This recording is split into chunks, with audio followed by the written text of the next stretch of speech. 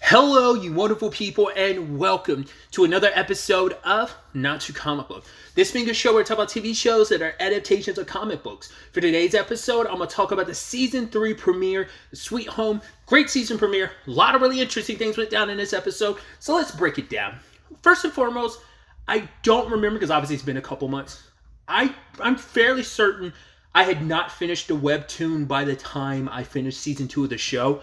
I want to say I might not even been halfway at that point. Whatever the case may be, I have subsequently finished it like a little while after finishing Season 2. I finished the webtoon, so I have that context and grand scheme of things where I still feel like the direction the show is going is obviously strayed very heavily from the webtoon in a lot of ways. And I've made a video kind of talking about some of those major differences. But the fact is that we could still end up with a similar ending in some regards. Obviously not in other capacities because certain characters aren't around anymore. Others still are. It's a whole thing. So either way, I do like the little recap we got. Obviously, of like Hyun's story of where he was at the beginning of the series, where he was at the end of Season 1, his journey throughout Season 2 a little bit. I even love we got that extra context of when Sungwon ended up like trapping him and petrifying him. It's interesting, that whole circumstance of like, the other version of himself, like the thing that's kind of a manifestation of his desires, being like, yo, give in to your desires, like, let me take over a little bit. Like, the fact of the matter is, isn't it rough living life? Like, you could stay here in this blissful dream while I go out there and face reality. And he turns it down, and that's how he's able to come back and eventually running across Yi-kyung and her daughter.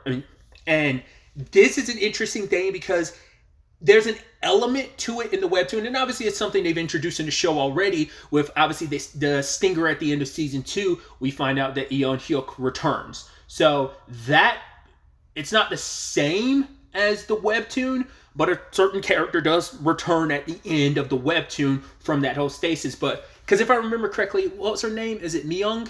The mom who was looking after the kids with Dusik, like, that woman, like, she came back in the TV show. I'm fairly certain she does in the webtoon, but like, just like in the webtoon, you kind of don't know where she goes afterwards. And I think that's the last time we saw her was Season 2 when they came back and she was just like walked away. I think that's the last time we see of her. I don't know if she's going to pop up this season or not, because once again, this is very different from the webtoon. So it's like we're implementing some of the similar ideas that got presented pretty much at the very nearing the pretty much the end of the webtoon, and now it's like we're building on that a little bit. So that whole notion with Hyun about like that darker side of him is like given to your desires and you can basically go on autopilot, that is kind of, that ties into the Hyuk situation. So I don't know if they're going to make those like exactly the same thing. They're just slightly different circumstances of like I said, we saw Hyuk basically coming out of one of those cocoon things at the end of, like I said, and that's straight out of the webtoon. Once again, not necessarily with Hyuk, but a different character, but still. Either way, I just think that's so interesting. And obviously we pick up with Hyun after the whole Yi-kyung thing, like he kind of broke down and the other version of himself comes out because he's like, hey, he's injured, he needs time to rest. But Eun Yu doesn't want that. She's like, bring back Hyun. And she's like, even if he's a weakling, and she's like, yes. And he's like, what do you desire? And he got close to her face because it's kind of like, well, she is into him, which is also something I might have talked about that in the previous seasons.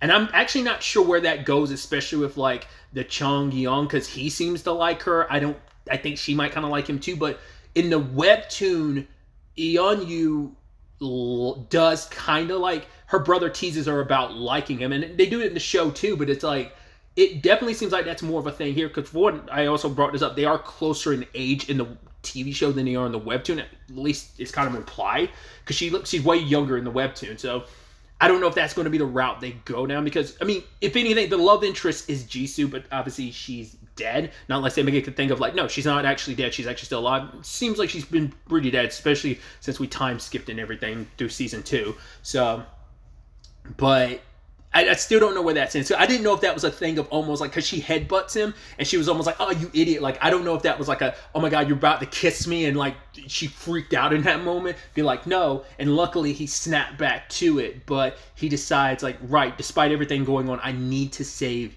Yi-kyung because I felt a stronger, I've been able to look into the desires of monsters, which it's been a little while with the webtoon, but like if I remember correctly, that's not something Hyun could do. Once again, Hyun's circumstances are quite different from his monsterization situation in the webtoon, but him like being able to feel it stronger with Yikyong, because I wonder, is it because there's a bond there, or maybe it's like because she's not too far gone, whereas everyone else, there were still threads of humanity left. There's still a lot more of Yikyong. She hasn't really fully given into the monster yet, but she's about to, because the monster is messing with her. Like, what do you want? Oh, like, go ahead, don't you want me to go ahead and kill this baby? The baby's a monster. Like, that's what you wanted to do, right? Oh, what, do you suddenly have some maternal instincts for this child? Do you want to protect the child? And it's like, right, the version of your daughter that you wanted, like that side of things, all you have to do is just kind of let go, give in, and you can be in this blissful dream. Again, something straight from the webtoon of how that whole thing happens. Like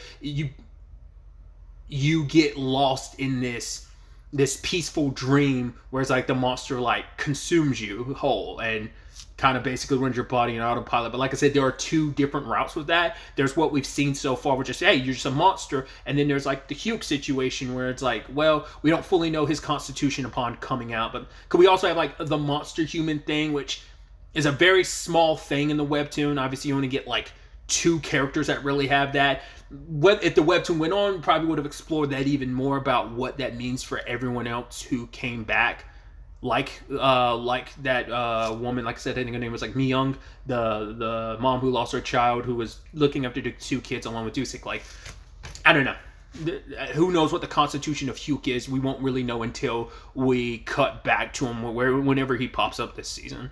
I should also note, I avoided even the teaser and the trailer. Other than getting like a thumbnail for a video, I avoided watching the trailer because I didn't want to go into the season knowing anything. So,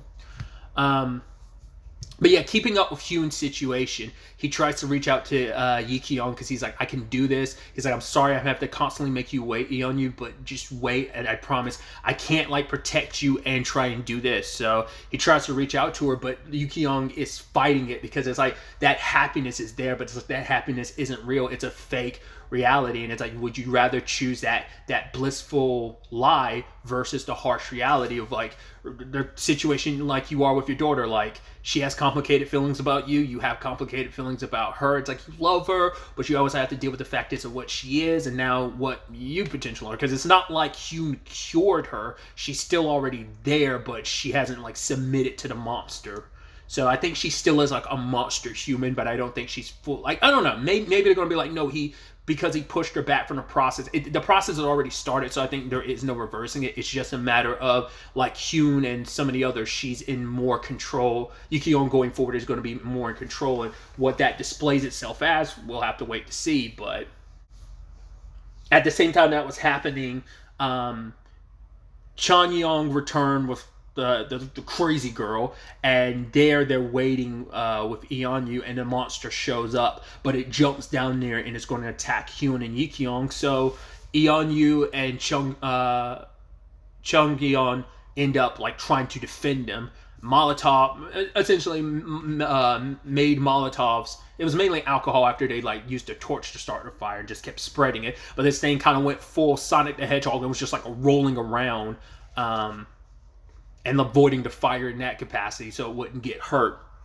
It kind of reminds me of a demon from the Shin Megami Tensei series. Like, it's the thing that's got multiple eyes and multiple arms. I think it begins with like an H. I don't think it's like Hecate or something. I think it might be the same thing that like Vanille's Eidolon. Is that what they're called? Eidolons? Yeah, because that's what they're called in the 13 series, right? Like her Eidolon, like it's like a multi-armed thing. So I think it might be the same mythology that's pulled from, I can't remember. It's like Hecaton, or it's something with an H. I can't remember. I think the thing in Shinigami is named after that too, but it kind of reminded me of that. The thing from Shinigami is the first thing that came to mind. Shin Megami Tensei, including Persona and all that, like it's the first thing that came to my mind. But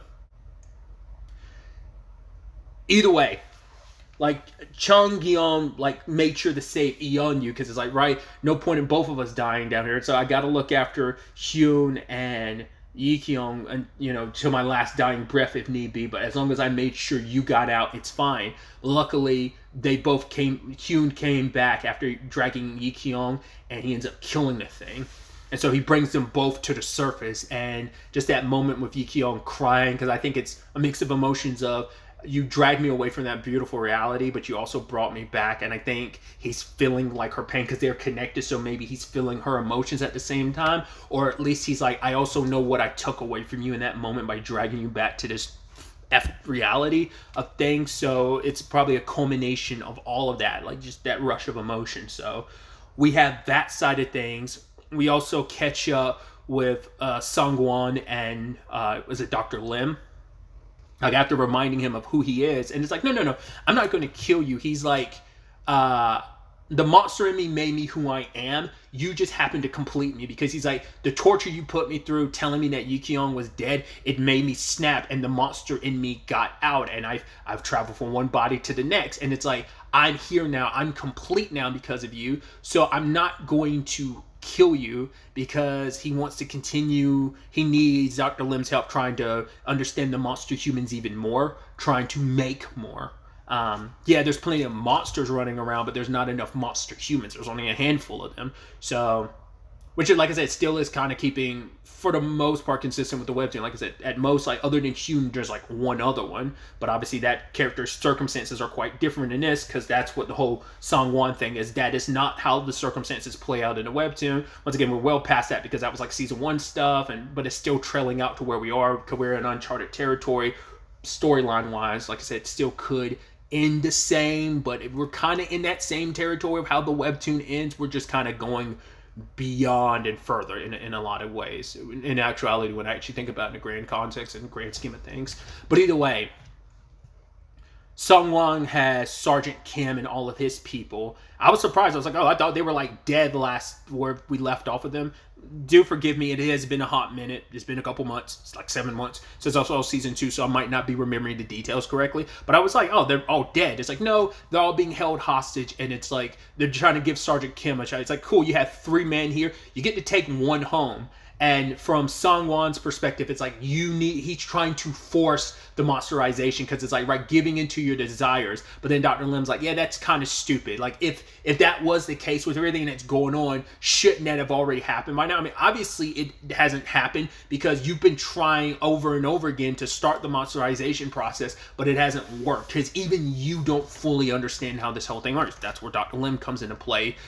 Is trying to have them a better understanding of it, to make it more likely that they can find people that they believe worthy to join their ranks to begin the process, or they're trying to force it. And it's just there is a science to it, but there's also like an unpredictability to it. So they're trying to understand it more enough to cause it to happen when they want it to happen. So, but yeah, like one of the men sadly got dropped. And when it comes down to it, Sergeant Kim went full badass, shot the rope to Home Dude, who he butted heads with a lot, but ended up saving him. And I was like, right, we're fighting off all these monsters. I don't think that's just, I think Home Dude, the third guy, is still up there. We didn't cut back to him after he was like, please, like, let it be me. Like, don't do this. Like, don't kill the other guy just so I can survive. But then the fourth guy shows up, and he's the one with the torch and flamethrower, and then the woman or girl lets him go, because he's like, right, is this what you wanted to happen? Like, again, I don't remember a lot of stuff, so I'm like, I don't remember what that circumstance is. But he comes through the help.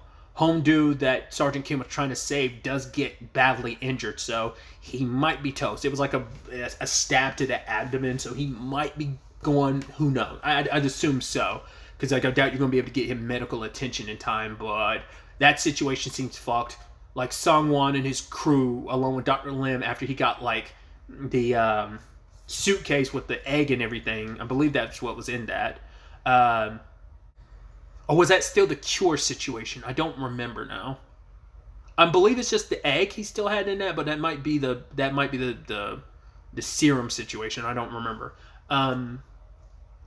So all that's happening, and they bounce. So he plans on going to the stadium now, and he's like, yeah, there's something miraculous or whatever. I can only assume it's Yi Kyung. I mean, interesting enough, his and Yi Kyung's daughter. So she is a special case, considering like what Sungwon wants to some extent. she can do. She can make people into monsters, so she's kind of the solution for that. So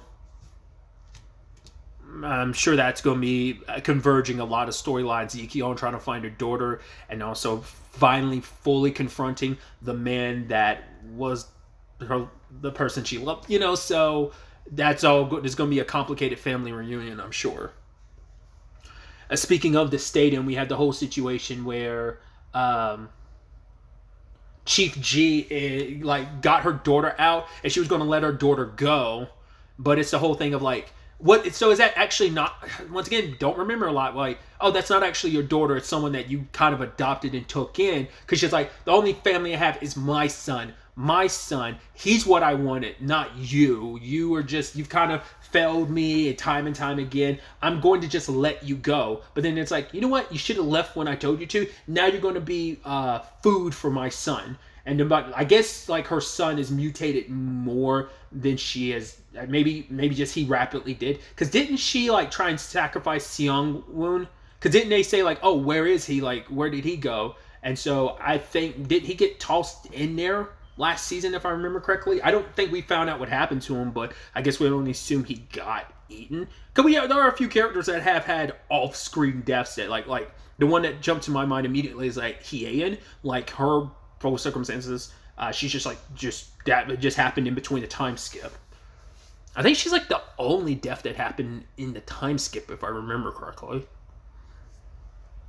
Either way, the stadium situation's still in chaos. No one knows about Sergeant Talk being that he's already started the process, so he's kind of keeping that shit on lock, and that's probably going to come to a head ultimately when Sangwon and his people show up. But other than that, though, going back to the Chief G situation, she saw her son and she was kind of flabbergasted because I guess he had at least some semblance of a human form up until now, so it feels like maybe she hasn't been able to visit him like she wants to, but it's there can't be that much time difference. Or it's probably a thing of maybe she throwing people there to feed him. She probably hasn't seen him in a hot minute, so this is the first time she's been down here in a while. Maybe that's what it is. And he's been like this for a while. She just hasn't seen firsthand because she just doesn't want to.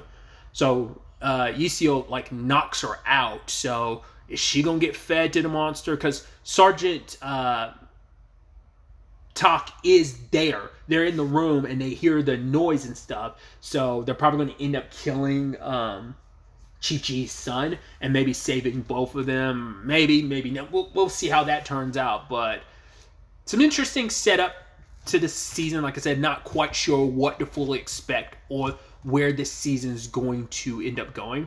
Because if I remember correctly, because it's interesting that this feels more like a continuation rather than this is the first episode of season 3. It feels more this is episode 9 of season 2. And I think the reason why it feels like that in particular is because there isn't it's immediately picking up where the last season left off, which a lot of shows do. But I think it's specifically because if I remember correctly, season 2 and 3 were filmed back to back. That's why we were getting it so soon. That's why it's only been 7 months since season 2. Is because they were filmed back to back. If I'm remembering correctly.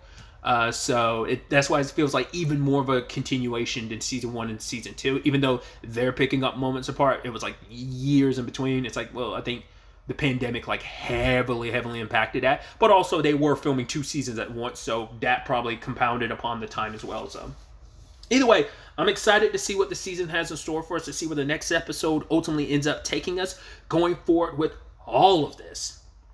But really, that's all I wanted to talk about. Till the next time we meet, be happy, be safe, live life to the fullest, and enjoy it. Good day, and goodbye.